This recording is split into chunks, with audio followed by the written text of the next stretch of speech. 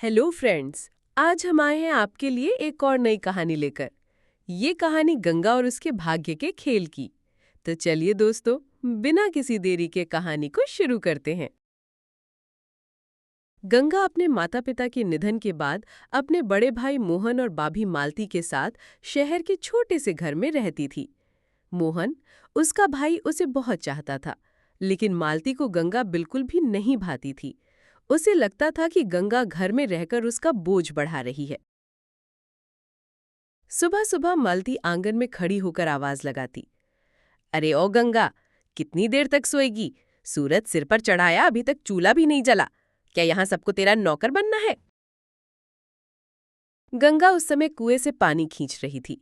माथे का पसीना पोंछते हुए बोली, भाभी, मैं तो कब से लगी हुई हूँ।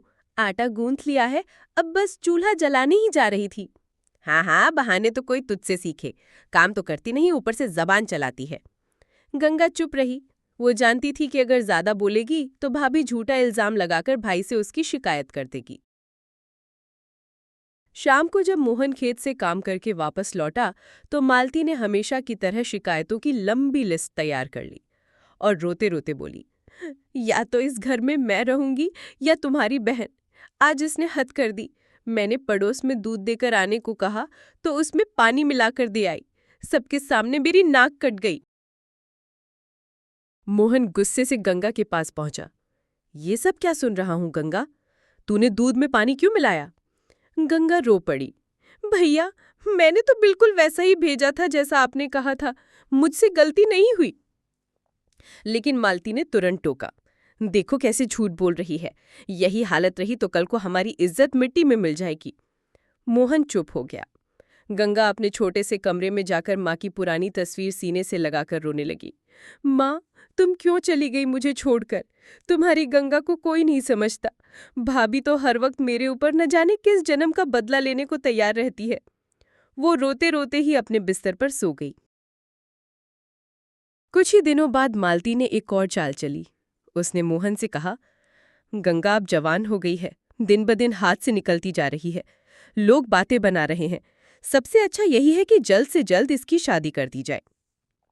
मोहन ने कहा, शादी? पर रिश्ता कहाँ से लाएंगे? रिश्ता तो आया है। कस्बे के सबसे बड़े व्यापारी केदारनाथ जी ने गंगा को देखा है। उन्हें गंगा बहुत पसंद आई। वो लोग कहते हैं कि वे उसे अपनी पत्नी बनाना चाहते हैं। मोहन चौंक पड़ा। क्या? गंगा की शादी खुद केदारनाथ जी से? वो तो हमारे पिता की उम्र के हैं। उम्र से क्या फर्क पड़ता है? सोचो, गंगा उस घर जाएगी तो सोने चांदी में खेलेगी। अच्छा खान पान होगा, घोड़ा गाड़ी नौकर चाकर होंगे, और साथ ही साथ हमारी गरीबी से उसकी जान छूट जाएगी। गंगा ने सुनते ही विरोध किया। भाभी, मैं किसी बूढ़े आदमी से शादी नहीं करूंगी। मेरी उम्र का कोई हो जो मुझे समझे, वही ठीक है। पैसा सब कुछ नहीं होता। लेकिन मालती ने उसकी बात को अनसुना कर दिया। मोहन भी भावुक होकर मान गया। शादी की तैयारियां शुरू हो गई। घर सजने लगा। औरतें गाने गा रही थीं, पर गंगा का दिल बैठा जा रहा था। रात को सब सो गए, लेकिन उसकी आंखों से नींद गायब थी। उसने धीरे से अपनी पोटली उठाई और घर से भाग निकली। रास्ते में उसे घना जंगल मिला। चारों तरफ अंधेरा और डरावनी आवाजें। तभी अचानक उसने कराहने की आवाज सुनी। गंगा ने देखा कि एक युवक जमीन पर गिरा पड़ा है। उसका कंधा बुरी तरह जख्मी है। गंगा ने बिना सोचे अपने दुपट्टे से पट्टी बांध दी और जड़ी बूटियों से घाव पर लेप लगा दिया। युवक ने धीरे धीरे आंख खोली और बोला, तुमने मेरी जान बचाई। मैं अर्जुन हूं और पास के नगर का रहने वाला। लुटेरों ने मुझ पर हमला किया था, पर तुम इतनी रात को जंगल में अकेले? गंगा ने सारा हाल सुना दिया। अर्जुन ने उसकी आंखों में झांकते हुए कहा, तुम बहादुर और सच्ची हो। चलो, मेरे साथ चलो। मैं तुम्हें वहां ले जाऊंगा जहां तुम्हें कोई मजबूर नहीं करेगा। गंगा पहले झिझकी, पर अर्जुन की सच्चाई ने उसे भरोसा दिलाया। सुबह का सूरज उगा तो गंगा ने देखा कि अर्जुन जिस जगह उसे लाया है वो कोई साधारण घर नहीं, बल्कि एक महल है।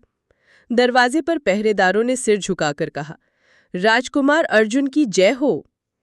गंगा चौंक गई। राजकुमार? आप आप राजकुमार हैं? अर्जुन मुस्कुराया। हाँ, मैं लोगों का हाल जानने भेस बदल कर निकला था, पर कल लुटेरों ने मुझ पर हमला कर दिया।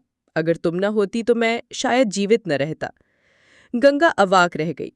अर्जुन ने आगे कहा, तुम्हारी दयालुता और साहस ने मुझे बहुत प्रभावित किया है गंगा। क्या तुम मुझसे विवाह करोगी? गंगा की आंखों में आंसू आ गए। क्या सचमुच एक राजकुमार मुझसे शादी करना चाहता है? पर मैं तो बस एक साधारण लड़की हूं। अर्जुन ने उसका हाथ थामते हुए कहा, तुम्हारी सादगी और सच्चाई ही तुम्हें असाधारण बनाती है। मेरे लिए तुम वही हो जो एक रानी होनी चाहिए। कुछ ही दिनों बाद पूरे नगर में ढोल नगाड़े बजे। राजकुमार अर्जुन की शादी गंगा से हुई। गंगा, जो अपने ही घर में उपेक्षित थी, अब पूरे राज्य की रानी बनी। उसकी आंखों से आंसू बह निकले, लेकिन इस बार ये आंसू दुख के नहीं, खुशी और गर्व के थे। दोस्तों, अगर आपको ये कहानी पसंद आई हो तो वीडियो को लाइक ज़रूर करें, अपने दोस्तों के साथ शेयर करें और ऐसी ही रोचक कहानियाँ सुनने के लिए हमारे चैनल को सब्सक्राइब करना बिल्कुल मत भूलिएगा। घंटी दबाइए ताकि अगली कहानी की जानकारी सबसे पहले आपको मिले।